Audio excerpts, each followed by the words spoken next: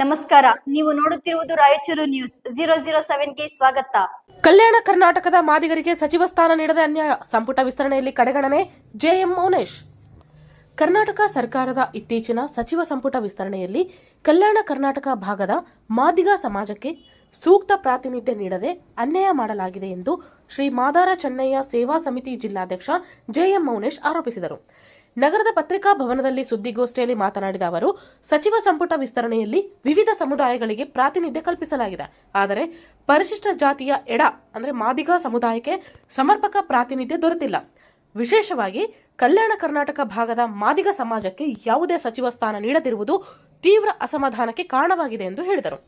ಹಿಂದಿನ ಸಚಿವ ಸಂಪುಟದಲ್ಲಿಯೂ ಮಾದಿಗ ಸಮಾಜಕ್ಕೆ ಸೂಕ್ತ ಪ್ರಾತಿನಿಧ್ಯ ದೊರೆತಿಲ್ಲ ಎಂಬ ಅಸಮಾಧಾನವಿತ್ತು. ಇದೀಗಲೂ ಅದೇ ಧೋರಣೆ ಮುಂದುವರೆದಿದ್ದು, ಬೆಂಗಳೂರು ವಿಭಾಗದ ಮಾದಿಗ ನಾಯಕರಿಗೆ ಮಾತ್ರ ಅವಕಾಶ ಕಲ್ಪಿಸಲಾಗುತ್ತಿದೆ. ಕಲ್ಯಾಣ ಕರ್ನಾಟಕದ ಮಾದಿಗ ಸಮಾಜವನ್ನು ನಿರಂತರವಾಗಿ ಕಡೆಗಣಿಸಲಾಗುತ್ತಿದೆ ಎಂದು ಆಕ್ಷೇಪಿಸಿದರು.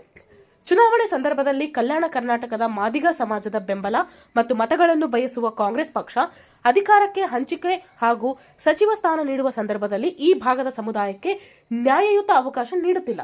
ಮುಖ್ಯಮಂತ್ರಿ ಹಾಗೂ ಕಾಂಗ್ರೆಸ್ ಪಕ್ಷದ ರಾಜ್ಯ ನಾಯಕತ್ವ ಈ ವಿಚಾರವನ್ನು ಗಂಭೀರವಾಗಿ ಪರಿಗಣಿಸಿ ಕಲ್ಯಾಣ ಕರ್ನಾಟಕದ ಮಾದಿಗ ಸಮಾಜಕ್ಕೆ ಸಚಿವ ಸ್ಥಾನ ಕಲ್ಪಿಸಬೇಕು ಎಂದು ಆಗ್ರಹಿಸಿದರು. ನಿರ್ಲಕ್ಷಿಸಿದರೆ ಚುನಾವಣೆಯಲ್ಲಿ ಉತ್ತರವನ್ನು ಕೊಡುತ್ತೇವೆ ಎಂದು. ಸಮುದಾಯದ ನ್ಯಾಯಯುತ ಬೇಡಿಕೆಯನ್ನು ಸರ್ಕಾರ ನಿರ್ಲಕ್ಷಿಸಿದರೆ 2028ರ ವಿಧಾನಸಭಾ ಚುನಾವಣೆಯಲ್ಲಿ ಕಲ್ಯಾಣ ಕರ್ನಾಟಕದ ಮಾದಿಗ ಸಮಾಜ ಕಾಂಗ್ರೆಸ್ ಪಕ್ಷಕ್ಕೆ ತಕ್ಕ ಉತ್ತರ ನೀಡಲಿದೆ ಎಂದು ಮೌನೇಶ್ ಎಚ್ಚರಿಸಿದರು. ಇದೇ ವೇಳೆ ರಾಯಚೂರು ಜಿಲ್ಲೆಯಲ್ಲಿ ಇತ್ತೀಚೆಗೆ ಮಾದಿಗ ಸಮುದಾಯದವರ ಮೇಲೆ ನಡೆಯುತ್ತಿರುವ ಕೊಲೆ ಹಾಗೂ ಹಲ್ಲೆ ಪ್ರಕರಣಗಳನ್ನು ಮುಖಂಡರು ತೀವ್ರವಾಗಿ ಖಂಡಿಸಿದರು. ಸಮುದಾಯದವರ ಮೇಲೆ ಉದ್ದೇಶಪೂರ್ವಕವಾಗಿ ದೌರ್ಜನ್ಯ ನಡೆಯುತ್ತಿದೆ ಎಂಬ ಆರೋಪ ಕೇಳಿಬರುತ್ತಿದ್ದು, ಸರ್ಕಾರ ಕೂಡಲೇ ಕ್ರಮ ಕೈಗೊಂಡು ಸಮುದಾಯದ ಜನರಿಗೆ ಸೂಕ್ತ ರಕ್ಷಣೆ ಒದಗಿಸಬೇಕು ಎಂದು ಒತ್ತಾಯಿಸಿದರು. ಸುದ್ದಿಗೋಷ್ಠಿಯಲ್ಲಿ ಗ್ರಾಮಾಂತರ ಅಧ್ಯಕ್ಷ ರಾಘವೇಂದ್ರ ಬೋರೆಡ್ಡಿ, ನಗರ ಉಪಾಧ್ಯಕ್ಷ ಆಂಜನೇಯ ಸಿಯಾತಲಬ್, ಜಿಲ್ಲಾ ಕಾರ್ಯಕಾರಿಣಿ ಸದಸ್ಯ ವೆಂಕಟೇಶ್ ಸೋಗಂಕುಂಟ, ನಗರ ಪ್ರಧಾನ ಕಾರ್ಯದರ್ಶಿ ಹನುಮೇಶ್ ದಂಡು, ಜಿಲ್ಲಾ ಕಾರ್ಯದರ್ಶಿ ವಿಶ್ವನಾಥ್, ಭೀಮಣ್ಣ ಮಂಚಲು, ನಗರ ಅಧ್ಯಕ್ಷ ಅಜಯ್ ನರಸಿಂಹಲು ಸೇರಿದಂತೆ ಮುಖಂಡರು ಉಪಸ್ಥಿತರಿದ್ದರು.